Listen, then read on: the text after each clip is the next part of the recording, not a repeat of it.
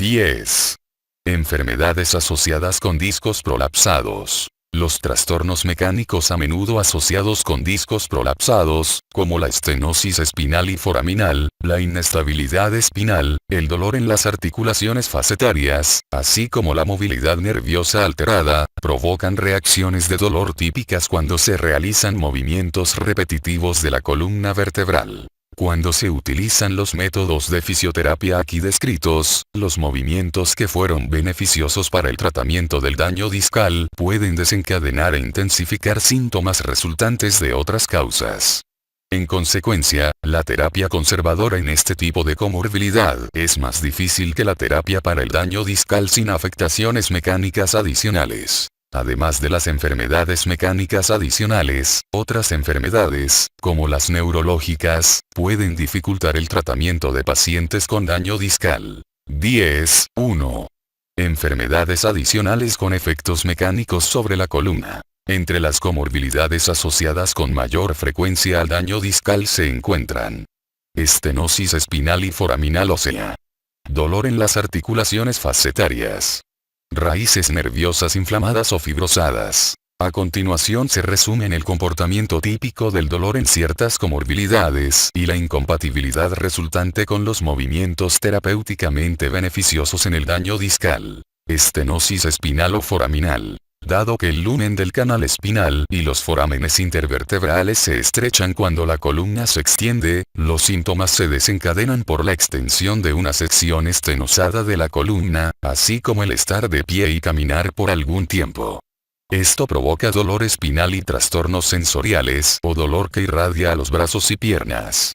Una estenosis espinal cervical puede llevar a síntomas centralmente desencadenados en las piernas. Si el síndrome de estenosis y un prolapso discal ocurren simultáneamente, los movimientos repetidos de la columna pueden tener como consecuencia que la extensión moderada de la columna centraliza y reduzca el dolor, mientras que la extensión al límite intensifica y periferaliza el dolor.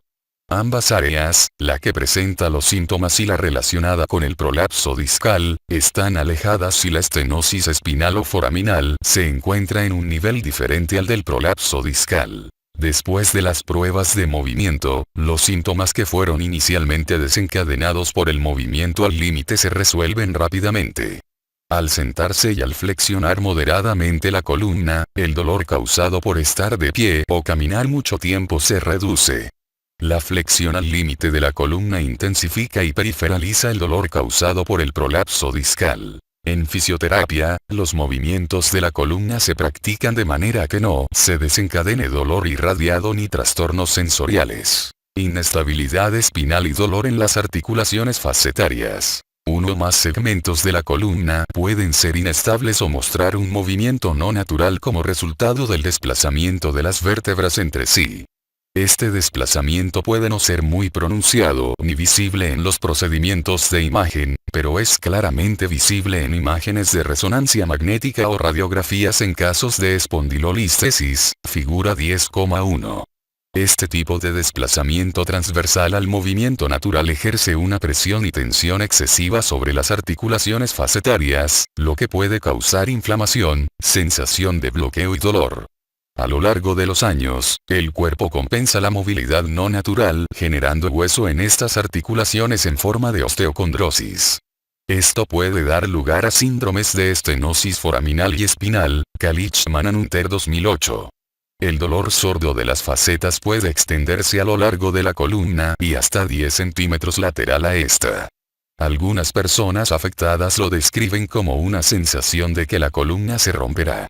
Los desencadenantes típicos son el estrés estático de larga duración, especialmente al estar de pie y caminar lentamente. En las pruebas de movimiento, la extensión intensifica el dolor. Sentarse por un corto tiempo o la flexión de la columna alivian el dolor. Clínicamente, la movilidad visible de la columna puede ser normal, hipermóvil o hipomóvil. La inestabilidad puede ser segmentaria, es decir, en una sola sección de la columna, o global, es decir, presente en varias o en todas las secciones de la columna. En este último caso, las personas suelen ser hipermóviles en general, por ejemplo, con articulaciones de codo y rodilla hiperextensibles. Existen pruebas confiables para el diagnóstico clínico de una inestabilidad, Luoma-Joch et al. 2008. Algarni et al. 2011. Los resultados de la palpación solo son informativos cuando se evalúan en conexión con la provocación de síntomas, Scheider et al. 2008. Dado que el objetivo de la fisioterapia es reducir los síntomas, la formulación de una hipótesis y un plan de tratamiento se basa en gran medida en los síntomas. A menudo, los pacientes informan que sus columnas hacen clic cuando se mueven. Algunos lo provocan frecuentemente durante el día con movimientos bruscos de la cabeza o el tronco. Esto les da una sensación de movimiento liberado después de un bloqueo. Dicho desbloqueo es también el objetivo de las maniobras quiroprácticas. Sin embargo, se debe suponer que los movimientos bruscos repetidos debilitan el sistema de soporte pasivo e irritan las articulaciones facetarias. Por esta razón, se deben preferir ejercicios que activen y fortalezcan el sistema de soporte activo a estos movimientos pasivos. 3 puntos deben tenerse en cuenta en relación con un prolapso discal. 1. Si un paciente tiene una combinación de desplazamiento discal y dolor en las articulaciones facetarias, este conflicto mecánico dificultará el tratamiento. Es más probable que el desplazamiento discal se reduzca mediante la extensión de la columna, pero al mismo tiempo, esto ejerce más presión sobre las articulaciones facetarias. El dolor facetario se reduce al disminuir el estrés en flexión, pero esto intensifica el desplazamiento del disco. En este caso, los movimientos de torsión y la extensión moderada de la columna son útiles. 2. Después de la fase aguda de un desplazamiento discal, la práctica inicial intensiva de extensión, con 10 repeticiones por hora, debe reducirse en el momento adecuado para no desencadenar dolor facetario. Después de la centralización y reducción del dolor, la frecuencia de los ejercicios se reduce después de unos 5 días a cada 2 horas y luego, rápidamente, a 3 veces al día. Un prolapso discal debilita el sistema de soporte pasivo, reduciendo así la estabilidad espinal. Por esta razón, después de la curación de un disco prolapsado, se debe practicar y entrenar la estabilidad como medida preventiva. Ver capítulo 9 Rehabilitación y prevención. Raíces nerviosas inflamadas o fibrosadas. Una raíz nerviosa inflamada o fibrosada puede ocupar espacio en el foramen intervertebral. En extensión y rotación de la columna puede comprimirse intervertebralmente porque el lumen del foramen intervertebral se ha reducido. En flexión y rotación lejos del lado afectado, se aplica tensión a la raíz nerviosa afectada, lo que también desencadena síntomas.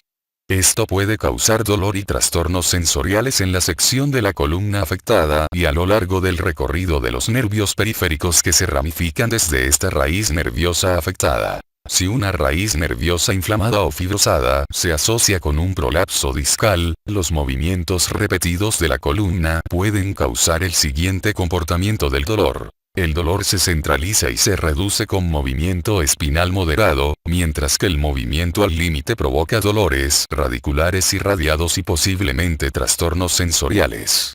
Dependiendo de la irritabilidad de los síntomas, estos persisten después de las pruebas de movimiento o se resuelven. En fisioterapia, los movimientos de la columna se practican de manera que no se desencadenen dolor irradiado ni trastornos sensoriales. A menudo, los síntomas pueden mejorarse mediante movimientos de las extremidades que posiblemente reduzcan la hinchazón de las raíces nerviosas, lo que permite practicar movimientos de la columna al límite. 10.2. Enfermedades adicionales no mecánicas. Además de los trastornos mecánicos de la columna, otras enfermedades asociadas pueden influir en el curso y éxito de la fisioterapia para el daño discal. Enfermedades neurológicas que impiden que los pacientes controlen su postura y movimientos. Enfermedades que obligan a los pacientes a permanecer sentados más tiempo. Una enfermedad que parece asociarse más frecuentemente con el daño discal es la enfermedad de Parkinson idiopática. Esta enfermedad neurodegenerativa, que afecta principalmente el sistema motor, está asociada con una postura encorvada. Los pacientes no pueden, o apenas pueden, controlar sus movimientos y postura. Las consecuencias suelen ser ciática y prolapso discal, especialmente en la columna lumbar. La terapia conservadora aquí descrita a menudo no puede llevarse a cabo sistemáticamente porque los pacientes no pueden realizar los ejercicios con regularidad. Por lo tanto, la fisioterapia para estos pacientes enfatiza la prevención.